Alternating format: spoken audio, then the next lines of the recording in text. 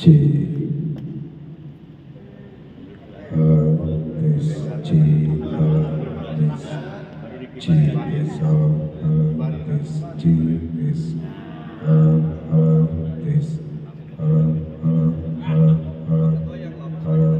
this G.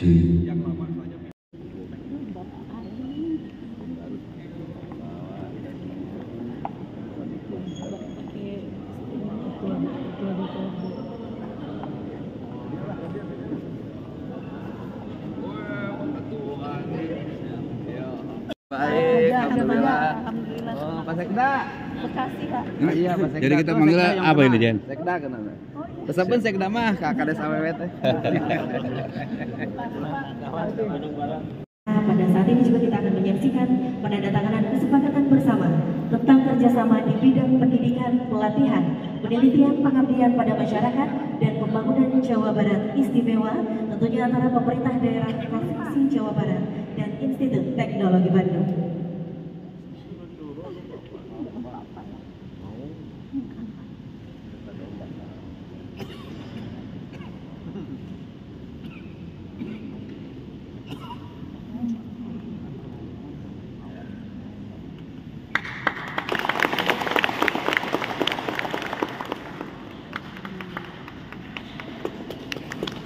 Baik, penandatanganan selesai.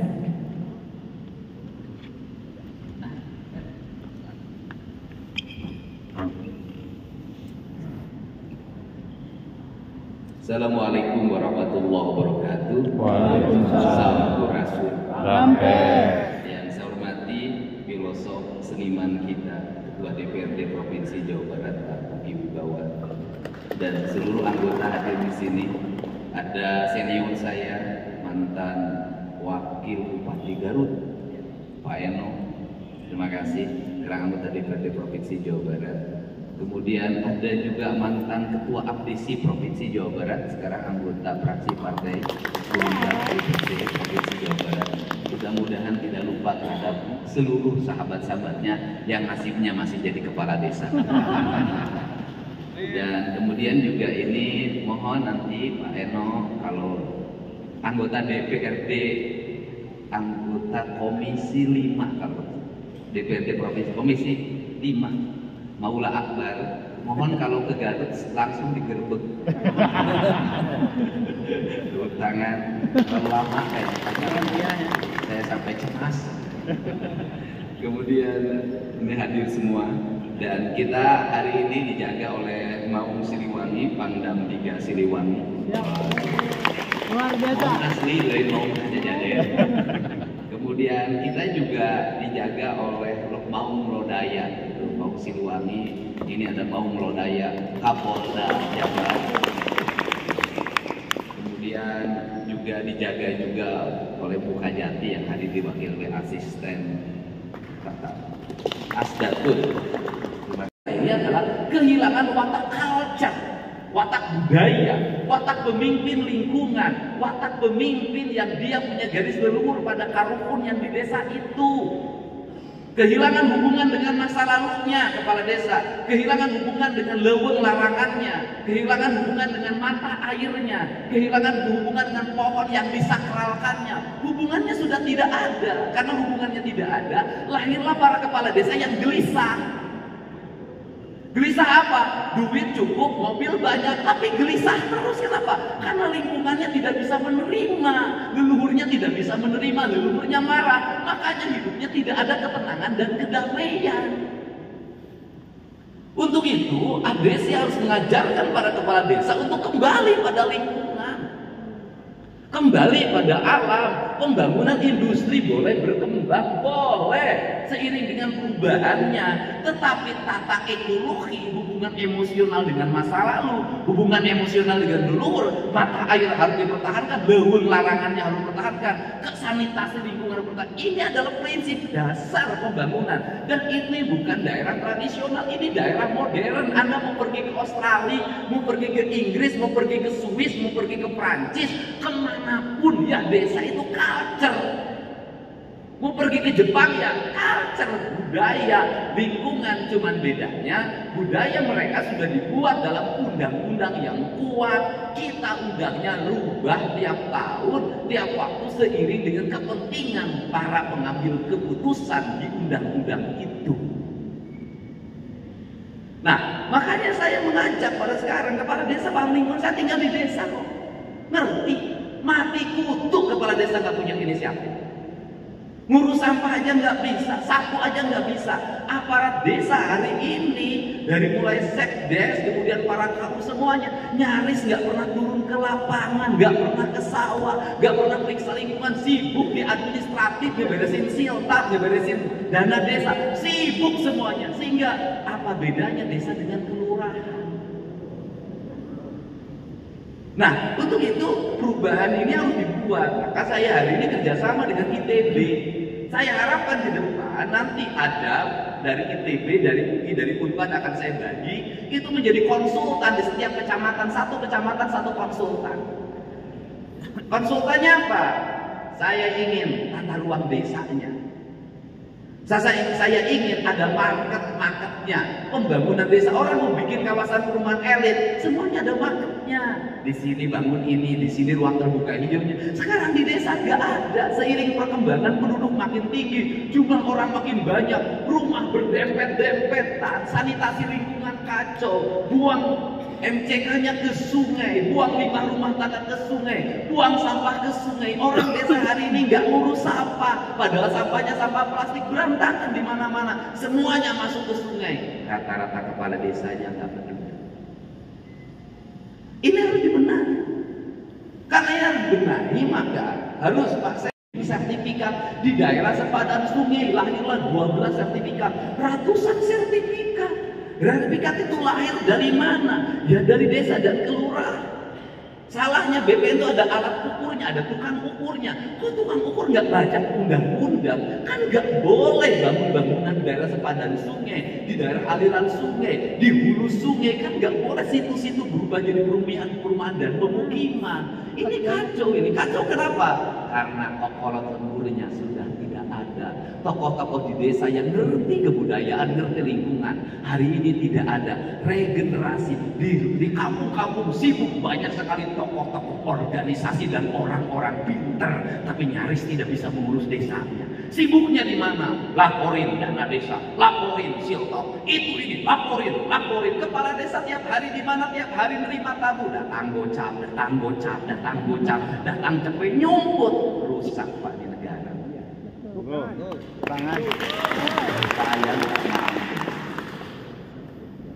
Anda tahu, ribut orang banjir di Bekasi, ribut orang banjir di kota Bekasi, ribut orang banjir di Bogor. Berapa rumah yang hari ini sudah bersertifikat harus dibebaskan? Kalau ingin dinormalisasi, nilainya berapa?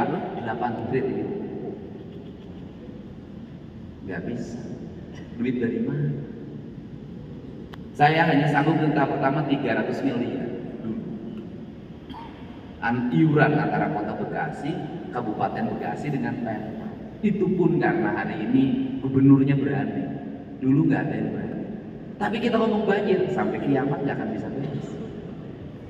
Ada demo masyarakat di Bojong Kulur, Bogor, nantang KDM untuk ngeberesin Kali Cilengsi dan Cisarua dan Kali Cikeas. Belum Bapak demo saya sudah ke situ. Saya sudah bawa alat berat, Pak. Alat berat saya nggak bisa turun. Kenapa? Seluruh sungainya sudah berubah jadi perumahan pemukiman dan bersertifikat. Siapa yang bikin sertifikat? Ya rumah-rumah yang mereka tinggali. Lah, ini negara sebentar lagi tenggelam. Untuk itu diperlukan cara berpikir di otak kita. Jangan hanya duit, Pak. Rezeki itu datang dengan sendirinya secara alamiah. Tetapi yang paling penting adalah saya ingin kepala desa mulai punya keberpihakan pada lingkungan. Kepala desa ngurus sampah, mengutin sampah, daerahnya bersih. Dan saya tidak akan menurunkan uang provinsi pada desa yang tidak bisa ngurus sampahnya sendiri. Maka nanti lahir teknologi nanti yang dikelola oleh Kodam, punya Mota, nanti dikelola oleh ITB, nanti lahir di desa-desa. Maka concern saya di tahun ini, saya udah ngomong ke Pak Sekda, concern kita di tahun ini selain pembangunan jalan adalah penanganan sampah dari pusat ibu kota provinsi Jawa Barat sampai pusat-pusat desa di seluruh Jawa Barat. Itu. Jangan dulu yang lain, fokus. Saya sudah minta ke Menteri Desa, sudahlah duit dana desa ini fokuskan pada aspek-aspek yang menjadi kebutuhan pokok. Sampai kiamat desa nggak akan pernah maju karena dana desanya dalam setiap tahun dibagi rata. Saya tahu kok, harusnya bangunnya per blok, per RW. RW ini dana desanya sekian, dari kabupaten sekian, RW ini dari provinsi sekian. Malah saya ngajak di perencanaan APBD 2026-2027 ke seluruh kabupaten kota, mari kita bangun desa per RW, kita bangun. RW ini kewajiban kabupaten, RW ini kewajiban provinsi, RW ini kewajiban pusat. Bangun secara paripurna, sanitasi lingkungannya, rumah rakyat miskinnya, jalannya yang berkualitas. Nggak bisa polanya sekarang duit 100 juta dibagi 25 ewang kok KRT-RT, kemudian dipasangkan jadi jalan lingkungan, aduk tempelkan tahun harap coplok deui. Dibikin ketahanan pangan, domba batur di aku. Iya balong batur di aku dipoto. Itu foto saatnya seperti ini belum tentu nyambung ke teknis kalau para pengambil keputusannya nggak ngerti. Nah jadi ini harus dibenahi. Nah kemudian yang berikutnya adalah apa pesannya? Jangan diperiksa. Saya ingin menyampaikan Pak Sekda, kita koordinasi dengan Mendes. Seluruh belanja desa nanti pakai e-budgeting. Itu cara yang efektif. Kenapa? Kalau e-budgeting maka seluruh dana yang terkelola tidak boleh penggunaannya, pengeluarannya tunai. Semuanya harus transfer, ke RT transfer, ke panitia transfer, ke manapun transfer. Anda nggak akan capek lagi ketika didatangin orang. Cukup lihatin bukti transfer, pasang di depan kantor desanya. Ini belanja sekian, ini transfer sekian, ini penerimanya, ini nomor rekeningnya, selesai Pak. Pemeriksaannya juga bisa jarak jauh, nggak usah didatangin. Nanti pemeriksaan fisik bisa Google. Kan seperti itu. Ini cara untuk apa? Biar desa tenang. Tetapi di balik itu juga kepala desa harus mendapat perhatian. Kenapa? Kepala desa ini ada yang gajiannya 4 bulan sekali, tergantung bupati. Tergantung bupatinya. Saya dulu ketika jadi bupati, kepala desa gajiannya 4 bulan sekali. Saya jadi bupati waktu itu langsung per bulan. Saya rombak. Dulu kepala desa bikin pemilihan kepala desa iuran calonnya. Saya jadi bupati waktu itu nggak boleh iuran, biayanya harus disiapin oleh Pemda. Waktu itu gambarnya ganas, kemudian kadu, saya ganti dengan foto orang. Waktu itu satu desa itu satu TPS panjang, saya robah itu per TPS per RT. Nanti sebentar lagi kita coba Jawa Barat pemilihan kepala desa dengan e-voting. E-voting. Sudah, nanti daerah yang sudah maju, kemudian bikin e-voting. Sudah, karena e-voting kepala desa mudah kontrolnya. Kita coba nanti dengan e-voting. Kenapa sibukkan dengan jajan dan merengeknya anaknya untuk setoran motor dan sejenisnya? Mereka akan terus menjadi orang produktif, orang tuanya produktif. Kemudian apa yang harus dilakukan hari ini kepala desa? Saya tahu itu banyak orang yang berekonomi pendapatannya rendah sekali, tapi maksain diri pesta.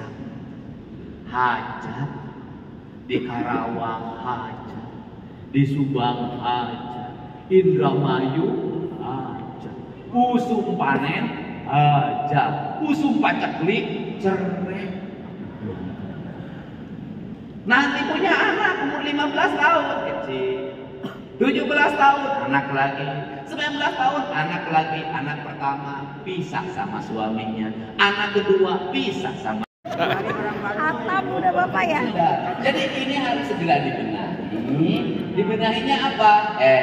Industri yang ada sekarang berkembang di Subang, di Kerawang, di Indramayu, dan Cirebon harus menyerap kaum perempuan yang ada di sana sehingga bisa bekerja di sektor industri dengan baik dan mendapat upah yang layak bagi kesejahteraan keluarga. Itu solusi. Perempuan-perempuannya diajarin Pak Ketua DPRD, diajarin keterampilan berbisnis. diajarin keterampilan, dia memiliki keterampilan berwirausaha, menekuni peternakan, perikanan, anyaman, terus jadi perempuan-perempuan mandiri. Di Tasik, bener kan? Jauh posisi gunung, boro-boro pembebasan. Ada yang ongkos tinggal. Makanya kebijakan fiskal ke depan, kami akan memiliki kebijakan fiskal adalah bagi hasil untuk daerah penghasil air dan penghasil oksigen. Untuk apa? Karena mereka jaga gunung, diperlukan anggaran yang cukup agar tenang di gunung. Mereka perlu jaga laut, diperlukan anggaran yang cukup untuk tenang di lautnya. Mereka adalah untuk menjaga sumber mata air dari Cimanuk, dari Saguling, semuanya sumber mata airnya mereka diperlukan, sehingga orang-orang yang di gunung tidak bisa berpikir ingin jadi kades seperti di Bekasi. Kenapa? Karena orang kades di Bekasi pun kalau ingin tenang dan nyaman pasti bawa yang mudah ke Bekasi. Bener nggak? Nah, Bekasi. Ucapkan terima kasih, selamat. Ngilangin posting ya. Ini adalah pelantikan pertama Asosiasi Kepala Desa di Gedung Mantap, sejarah. Tempat lumayan, di gratis, sound system halus. Siap pelantikan asosiasi di hadiran Kapolda, Bupamda, Bajati, Ketua DPRD, para anggota DPRD provinsi. Siap. Pakai nuhun siap tebalan berkelahi. Pamajikan anak kemarin ada hukum kain pamajikan. Dukung.